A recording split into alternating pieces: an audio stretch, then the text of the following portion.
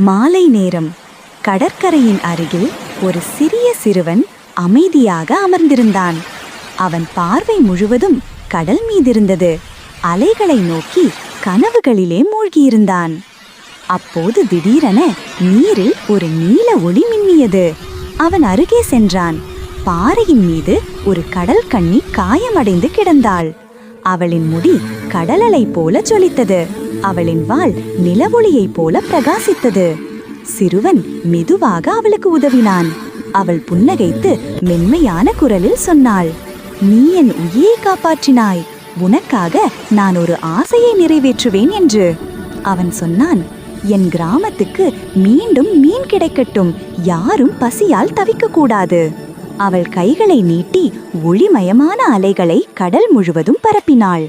அடுத்த நாள் காலை கடல் மீன்களால் நிரம்பியது.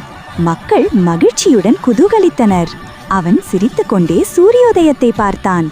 அவனுக்கு மட்டுமே தெரியும், அந்த அதிசயத்தின் பின்னால் ஒரு கடல் கன்னியின் புன்னகை இருப்பதை.